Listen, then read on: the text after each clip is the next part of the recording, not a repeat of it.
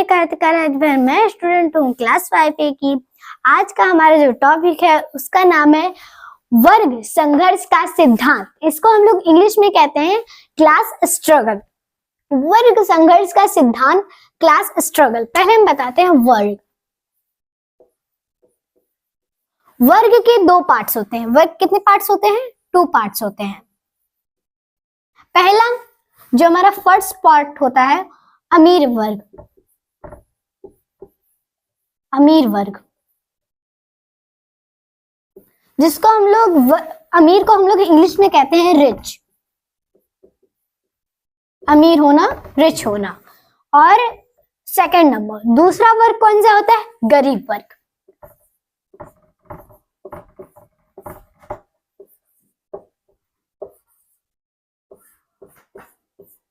जिसको हम लोग इंग्लिश में कहते हैं पुअर। ठीक है, दो वर्ग होते हैं, एक अमीर वर्ग और दूसरा गरीब वर्ग। गरीब वर्ग और अमीर वर्ग।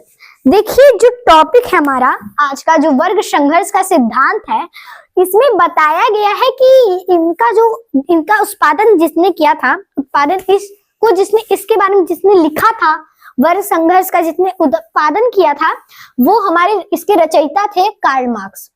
ये भी हम आपको बता देते हैं, ये आपको याद रखना पड़ेगा। आज के हमने आपको जितने भी, इससे पहले भी हमने आपको 2 लेक्चर दिए थे, जो भी हमने लेक्चर्स बताए थे वो सारे कार्ल मार्क्स के टॉपिक थे। और ये जो तीसरा हमारा टॉपिक जो चल रहा है, ये भी कार्ल मार्क्स का ही टॉपिक है, जिसमें मैंने आपको 2 वर्ग बता दिए, एक अमीर वर्ग और दूसरा गरीब वर्ग। देखिए अमीर वर्ग और गरीब वर्ग, पहले के जमाने में जो हमारे जब पूर्वज थे, पुराने पूर्वज, जब पृथ्वी का उत्पादन हुआ था पहली बार, तो उस समय के जो हमारे पूर्वज थे, जैसे देखिए समझाते हैं अच्छे से। पहले जो हमारे पूर्वज थे उनको ना इस हथियार के बारे में पता था, ना किसी वस्तु के बारे में ना पता था, और किससे वो क्या उत्पादन कर सकते हैं, किसका उसका उपयोग कर सकते हैं, इन सब के बारे में उनको कोई भी अंदाजा नहीं था। लेकिन वो अपना पेट किससे भरते थे? वो अपना पेट भरते थे फ्रूट से, फल से भरते थे वो अपना पेट। तो धीरे धीरे उनमें उत्पादन आया, वो धीरे धीरे फ्रूट खाते रहे।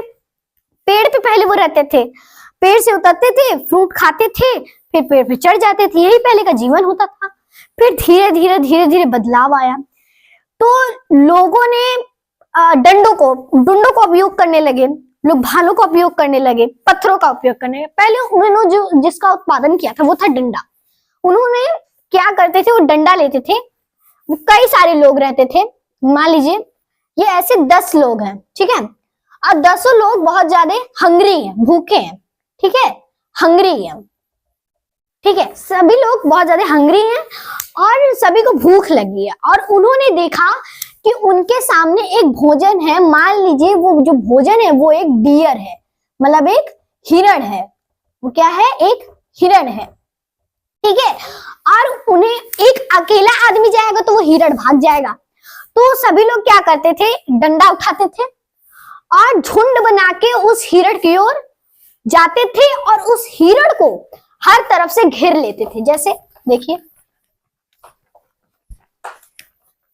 ये हिरण है, ठीक है, और ये हमारे पूर्वज हैं जो उसको दौड़ते दौड़ते आते थे और उस हिरण को चारों तरफ से घेर लेते थे। और सभी के हाथों में डंडा होता था। क्या होता था? डंडा होता था, स्टिक होती थी, और सभी लोग एक एक करके उसके हिरण के ऊपर मारते थे, जिसके वजह से वो हिरण क्या होता था? मर जाता था। तो सभी लोग जब उसको मार देते थे तो सभी लोग बराबर मारते थे, कोई 1-2 बार तो मारता नहीं था, सभी बराबर मारते थे, जिसकी वजह से जब वो हिरण मरता था तो जब वो खाना खाने जाते थे तो सबको समान खाना मिलता था, क्योंकि सबने उतनी ही ताकत लगाई थी जिसने बगल वाले लगाई थी, जिसके वजह से उस समय की जो चीजें थी, जो खाने थे, वो सबकी पब्लिक प्रॉपर्टी हुआ करती थी, सार्वजनिक प्रॉपर्टी, पब्लिक प्रॉपर्टी हुआ करती थी, प्रॉपर्टी हुआ करती थी, ठीक है, पब्लिक प्रॉपर्टी हुआ करती थी। फिर धीरे धीरे उत्पादन आया, तो कुछ लोगों ने क्या किया? धनुष बाण का उत्पादन कर दिया। धनुष का बाण का जब उत्पादन हो गया तो क्या होता था, फिर देखिए क्या होता था।